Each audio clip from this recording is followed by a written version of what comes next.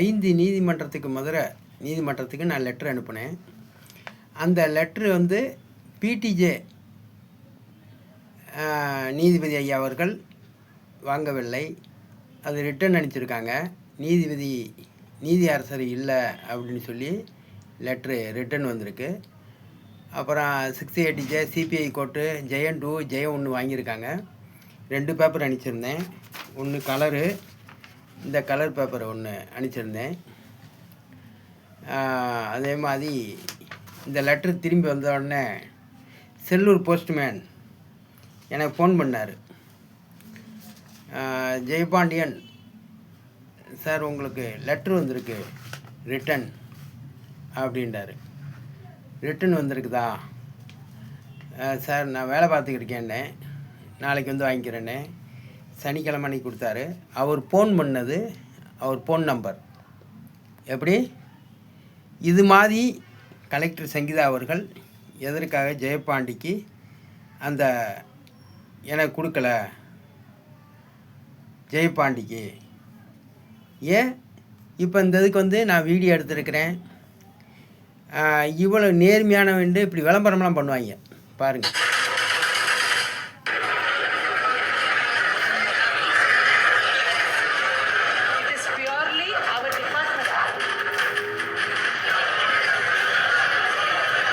மாவட்ட ஆட்சியரக வளாகத்தில் இப்படி மனு கொடுப்பவர்களோடு நின்று கொண்டிருப்பவர்கள் மனுவை பெற்று நடவடிக்கை எடுக்க வேண்டிய ஆட்சியரக அதிகாரிகள் தான்.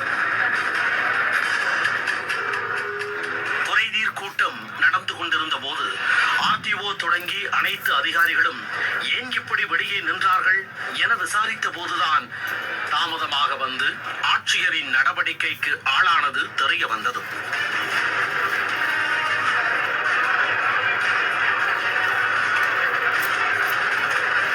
முதல்வன் படத்தில் வரும் காட்சியை போல தாமதம் என்றாலும் தவறுதான் என கூறி அங்கேயே அவர்கள் மீது நடவடிக்கை எடுத்தது பலரையும் அதிர வைத்தது.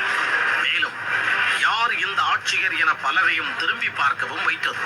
மதுரை மாவட்டத்தில் 30 ஆண்டுகளுக்கு பிறகு ஒரு பெண் ஆட்சியர் என்ற பெருமையோடு வலம் வந்த ஆட்சியர் மாசவ் சங்கீதா.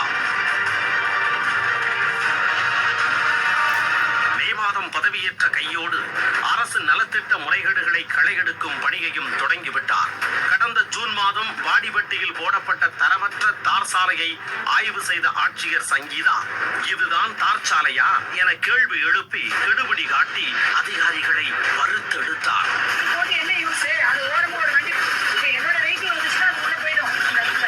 வலையங்குளம் பகுதியில் இயங்கிய போலி மருத்துவமனைக்கு சீல்.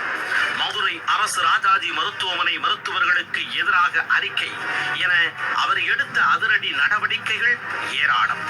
அரசு ராஜாஜி மருத்துவமனையில் அடுத்தடுத்து 3 கர்ப்பிணிகள் உயிரிழந்த விவகாரத்தில் மருத்துவர்கள் மீது குற்றஞ்சாட்டி சுகாதாரத்துறைக்கு ஆட்சியர் சங்கீதா அனுப்பிய அறிக்கை மருத்துவர்களின் போராட்டத்திற்கும் வழிவகுத்தது.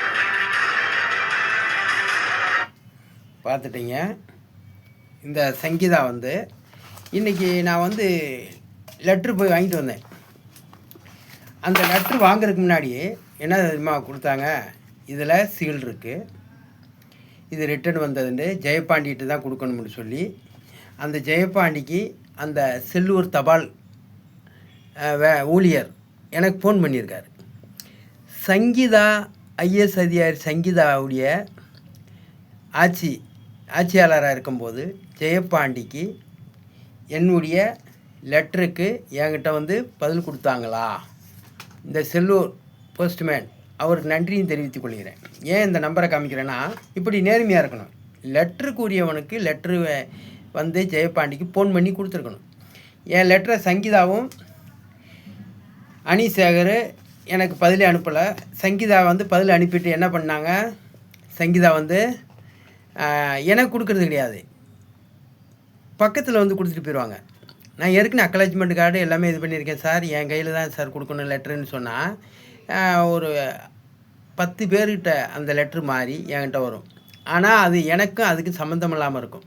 நான் கொடுத்த லெட்டருக்கும் அவங்க அனுப்பின லெட்டருக்கும் சம்மந்தம் இல்லாமல் வரும்.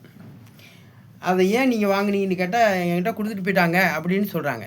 இப்போ இந்த லெட்ரு ரிட்டன் வந்துச்சே, வேறு யார்கிட்டையாலும் கொடுத்துருக்க வேண்டியதானே, ஏன் கொடுக்கல?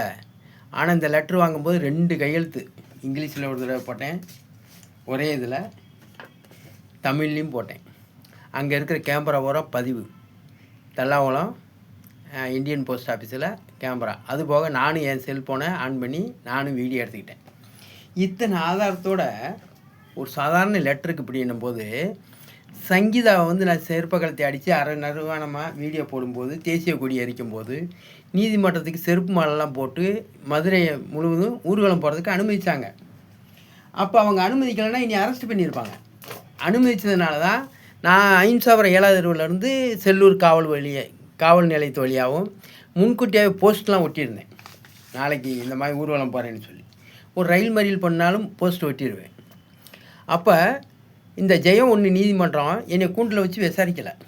கூண்டில் வச்சு விசாரிக்காமல் இவங்க என்ன பண்ணாங்க, இந்த இவிஎம் மிஷின் ஓட்டு திருட்டு அம்பலப்படணுன்றதுக்காக தான் இவ்வளோ தவறும் செய்தேன், அரசு அனுமதி பெற்று தான் நான் இவ்வளோ குற்றம் செய்தேன்னு சொல்லும்போது என்னை வந்து எனக்குரிய கேஸ் போட்டிருக்கணும். என்னை வந்து வழிப்பறி கேஸ் போட்டிங்க. வழிப்பறி, அதாவது திருட்டு கேஸ். கத்தியை காமிச்சு அரசன் ஸ்வீட்டு கடையில் நரிமேட்டில் காசு 1200 இப்படிங்கிட்டு ஓடிட்டார், ராடியெல்லாம் தம்பிச்சு போச்சு அப்படின்னு. இதே வந்து ஜெயம் 1 நீதிபதி கேட்கும்போது என்னை நீ பேசக்கூடாதுன்ட்டார். அந்த கட்டு எடுத்து கொடுத்துக்கவங்க தான் வாசித்தாங்க. நான் என்ன கேட்குறேன்னா, ஜெயம் 1 நீதிமன்றம் நான் பேசியிருந்தேனாக்க என்ன சொல்லியிருப்பேன், நான் வந்து சாலை மறியல் பண்ணேன், இது உண்ணாவிரதம் இருந்தேன், சாலை மறியல் பண்ணேன், நீதிமன்றத்துக்கெலாம் செருப்பு மாலை போட்டு ஊர்வலம் போனேன், எவனாலும் 8க்கு 5 ஃப்ளெக்ஸ் பேனரில் கீழே சக்கரம்லாம் பொருத்தப்பட்டு வண்டி மாதிரி தள்ளிக்கிட்டு ஊர்வலம் போக முடியுமா? நீதிமன்றத்துக்கு செருப்பு மாலை போட்டு, பிரதமருக்கு செருப்பு மாலை போட்டு, ஸ்டாலினுக்கு செருப்பு மாலை போட்டு, இறந்து போயிட்டாங்கன்னு கீழெல்லாம் எழுதி கலெக்டருடைய நம்பர்லாம் அந்த ஃப்ளெக்ஸ் பேனரில் போட்டு எவனாலும் ஊர்வலம் போக முடியுமா? செருப்பு மாலையை போட்டு அதுக்கு அனுமதி கொடுத்தாங்க. ரயில்வே பாலத்தில் 1 சைடில் தோண்டி நான் தடையை ஏற்படுத்தி நான் மறியல் பண்ண போகிறேன்னு சொல்லி பண்ணினேன். 1 மாதத்துக்கு முதலே அறிவிச்சிட்டேன். அது கைது பண்ணியிருக்கலாம், கேஸ் போட்டிருக்கலாம், கேஸ் போடலை. அப்போ நான் பல விதமாக செருப்பு கழுத்தையெல்லாம் அடித்து வீடியோ போட்டிருக்கேன். அரை நிறுவனமாக ஆபாச வீடியோ போட்டு 5 நாளாக போட்டுக்கிட்டு இருக்கேன். 5 நாளாக வீட்டில் லீவ் போட்டு இருக்கிறேன். இரவும் பகலும் ஒரு ஐஎஸ் அதிகாரி சங்கீதாவுக்கு இரவும் பகலும் நான் வந்து ஃபோன் பண்ணிக்கிட்டே இருக்கேன். ஏன் செல்லூர் காவல் நிலையம் ஃபோன் பண்ணலாம்ல? ஏன்டா ஒரு ஐஎஸ் அதிகாரிக்கு இரவும் பகலும் ஃபோன் பண்ணியிருக்கேன், லொக்கேஷன் தெரியாதா? நான் என்ன கேட்குறேன்னா, பொய்யான கேஸ் போட்டீங்க, வழிப்பறி கேஸுண்டு. நான் செய்த குற்றத்தை நீங்கள் மறைச்சிங்க. நான் என்ன சொல்கிறேன், ஏன் உண்மையான கேஸை விசாரிக்கிறதில்ல ஜெயம் 1, அப்போ அந்த இதுக்கு வரைபடத்தை எங்கே, என் செல்ஃபோனுடைய லொக்கேஷன் எங்கே, செல்ஃபோன் இருக்குல்ல, செல்ஃபோனுக்கு லொக்கேஷன் இருக்குல்ல, அப்போ அந்த செல்ஃபோனுடைய லொக்கேஷனை எனக்கு கொடுங்க அப்படின்னு கேட்குறேன். இந்த மேலே இருக்குல்ல இந்த செல்ஃபோன் லொக்கேஷன், இந்த செல்ஃபோனை என்கிட்ட பிடுங்கினீங்க. இந்த செல்ஃபோனை பிடுங்கின இடத்துல, என்னை கைது பண்ண இடத்துல 3 கேமரா இருந்தது. அந்த கேமரா வீடியோ கொடுங்க. அப்போ அந்த இடத்துல வரைபடம் இல்லை, செல்ஃபோன் லொக்கேஷன் இல்லை, அந்த இடத்துக்கிட்ட இருக்கிற கேமராவுடைய ஆதாரமும் இல்லை. ஜெயபாண்டி சயின்டிஸ்ட் என்ன கோயில் அன்னதானத்தை வாங்கி தின்றுட்டு ரோட்டில் பிளேட் பாரத்தில் செல்ஃபோனு கூட வழி இல்லாமல் பிளேட் பாரத்தில் படுத்து கிடந்தவனா கலெக்டரை வந்து அரை நிர்வாணமாக ஆபாசமாக வீடியோ போடுவான்? எனக்கு ஃபோன் பண்ணவே எவனுக்குமே எந்த ஒரு அரசு ஊழியருக்கும் தைரியமும் இல்லை, ரூல்ஸும் இல்லை. நீதிமன்றம் வந்து என்னை கூப்பிட்ருக்கலாம், இந்த மாதிரி அரை நிர்வாணமாக போட்டிருக்கீங்க, இதுக்கு வந்து பதில் சொல்லுங்கன்னு கூப்பிட்ருக்கலாம். அதுதான் ரூல்ஸு. என்னை வந்து வீட்டில் வந்து கைது பண்ணியிருந்தாலும் ஒரு முறையாக இருந்திருக்கும். நல்ல ஒரு பொம்பளை வந்து என்ன செஞ்சுருக்கணும், இரவு நேரத்தில் ஏன்டா நீ அசிங்கமான வீடியோ போட்டு நைட்டு மூலமாடா ஃபோன் பண்ணுறேன்னு என் வீட்டுக்கு வந்திருக்கலாம் கலெக்டர் போலீஸுக்காரங்களோட. என்னைய நரிமேட்டில் வந்து சாப்பிட போனவனை கைது பண்ணிட்டு என் மேலே திருட்டு பட்டம் போட்டது தவறு. அதனால் வரைபடம் இல்லாமல் ஜெயம் 1 விசாரித்தது நீதிபதி குற்றம் செய்திருக்கிறாரு.